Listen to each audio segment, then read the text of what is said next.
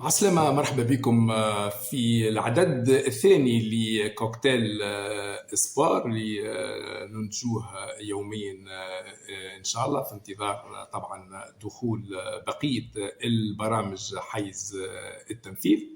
مرحبا بكم مرة أخرى باش نمر لجولة إخبارية كوكتيل سبور. كل يوم إن شاء الله نعدي مجموعة من الأخبار اللي تدخل في إطار تغطية الأكتواليتي، المستجدات الرياضية على الساحة المحلية والوطنية والعالمية. باش نبدأ بالخبر الأول في كوكتيل سبور. تنطلق اليوم بتونس البطولة الإفريقية لكرة اليد في نسختها 20 للأصاغر، وباش تكون مباراة الافتتاح بين منتخبنا والمنتخب الليبي بداية من الساعة 6 مساء بقاعة خوجة بالمهدية. فيما بقية المباريات باش تكون على النحو التالي: مصر غينيا الساعة 3 ظهرا في قاعة خوجة. الساعة 4 الجزائر بورندي في قاعة قصور السيف، والساعة 6 في ذات القاعة المغرب وكينيا. في خبر ثاني، أقيمت أمس بقية مباريات الجولة الثانية من بطولة النخبة الوطنية لكرة اليد. جاءت النتائج على النحو التالي: بعث بني خيار ينهزم في أرضه أمام نادي ساقية الزيت 22-25. مكر المهدية تفوز على نادي كرة اليد بجمال 31-27. والنجم الساحلي ينهزم في قاعته أمام هلال المساكن 27-29. الترتيب يولي على النحو التالي: ترجي الرياضي التونسي في المركز الأول صحبة نادي ساقية الزيت 9 نقاط. النادي الإفريقي في المركز الثالث 7 نقاط. مكان المهدية رابع 6 نقاط. سبورتينغ الموكنين مركز خامس 5 نقاط مع هلال مساكن. بعث بني خيار سابع في ب4 نقاط مع النجم الساحلي وجمعية الحمامات. العاشر الاتحاد التميمي 3 نقاط. والمركز 11 والأخير نادي كرة اليد بجمال بنقطتين ونسر طبلبة. أعلنت الجامعة التونسية للكرة الطائرة أنه سيتم يوم السبت 21 سبتمبر 2024 سحب رزنامة بطولة الفئات السنية الصغرى ابتداء من الساعة 2 ظهرا بمقر الجامعة. سيكون انطلاق البطولة نهار لحد 13 أكتوبر 2024.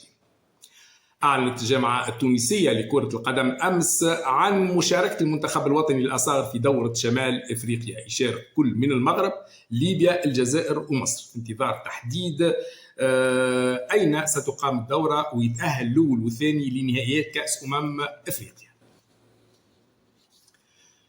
تقدم المنتخب التونسي لكرة القدم ب5 مراكز في التصنيف الشهري للفيفا ليصبح مركزه 36 على المستوى الإفريقي. يحتل المركز الخامس خلف المغرب في المركز الأول إفريقيا 14 عالميا، الثاني السنغال 21 عالميا، الثالث مصر 31 عالميا، والرابع الكوت ديفوار 33. تصدر التصنيف الأرجنتين، يليه فرنسا الثاني، إسبانيا الثالث، أنجلترا رابع، والبرازيل الخامس. أكد محامي المدرب مهدي النفطي أمس أنه تم رسميا إنهاء عقد موكله مع الجامعة التونسية لكرة القدم، وأوضح أنه إنهاء العلاقة التعاقدية جاء دون إيجاد حلول صلحية لفض النزاع القائم بسبب ضعف التعويض المادي اللي عرضته الهيئة التسويقية أو هيئة التسوية بالجامعة، ما يعني أنه سيتوجه النفطي إلى الفيفا للموضوع بقية ومتابعة. أجريت أمس 6 مباريات من مسابقة رابطة أبطال أوروبا لكرة القدم في الجولة الأولى لمرحلة الدوري بنظامها الجديد. شهدت فوز عريض بنتيجة 5-1 لسيلتيك اسكتلندي على سلوفان براتيسلافا السلوفاكي، وفوز بروسيا دورتموند الألماني خارج قواعده على كلاب بروج البلجيكي بنتيجة 3-0، فيما تعادل مانشستر يونايتد الإنجليزي مع الانتر ميلان الإيطالي بنتيجة نظيفة. تعادل أيضا بولونيا اف سي الإيطالي مع شختر دونيتسك الأوكراني 0-0. وفاز سبارتا براغا التشيكي على سالزبورغ النمساوي 3-0. كذلك فاز البي اس جي الفرنسي على جيرونا اف سي الاسباني 1-0. تستكمل اليوم بقية مباريات الجولة الأولى لمرحلة الدوري لدوري أبطال أوروبا لكرة القدم بنظامها الجديد. ثم 6 مباريات اليوم. آيس موناكو الفرنسي مع اف سي برشلونة الإسباني. أتلانتا بيرغامو الإيطالي مع أرسنال الإنجليزي. أتلتيكو مدريد الإسباني مع لايبزيغ الألماني.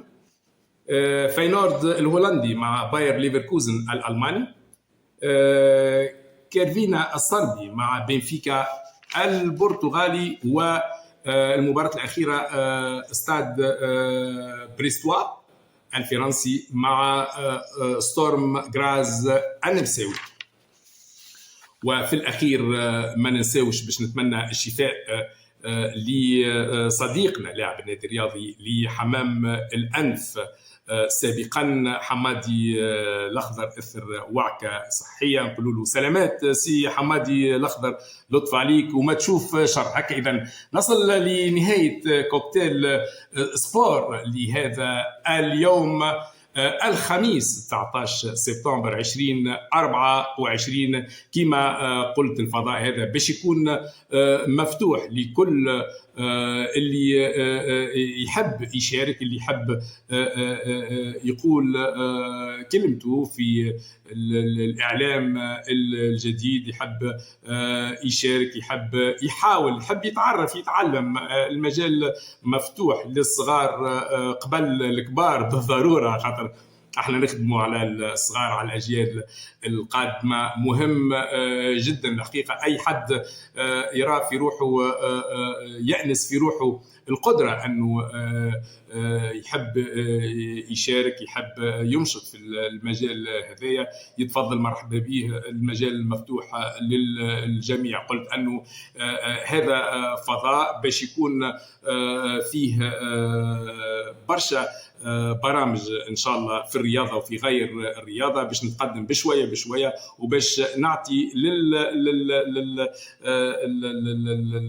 المنظومه هذه اللي قاعدين نأسسوا فيها شويه شويه شكلها، وان شاء الله يكون يتطور من خلالكم، من خلال مشاركتكم، تفاعلكم. ماذا بيا نسمع ردود فعلكم، تنصحونا، تعطيونا آرائكم، تعليقاتكم، تشاركوا معنا. ومهم جدا الحقيقة ديما نعولوا على أصدقائنا وأصحابنا ومتابعينا باش يدفعونا في هذه التجربة ويخليوها قادرة أنها تتقدم وتتطور وتكون مثمرة. وطبعا احنا في النهاية حاجتنا باش يكون عندنا أرضية نخدموا منها، باش نعطيه فرصة لأولادنا الصغار للناشئة باش يتغرموا بالمجال الإعلامي وباش يكونوا إيجابيين في المجتمع نتاعهم، وإذا ينجموا يغيروا اللي فيهم هما دابور باش يمشيوا للعادات الجيدة والحاجات اللي تنفعهم هما وتنفع المجتمع نتاعهم. هذه هي الغاية، هذا الهدف. تابعونا يوميا في كوكتيل سبور. نلتقي إن شاء الله في مواعيد قادمة. إلى اللقاء.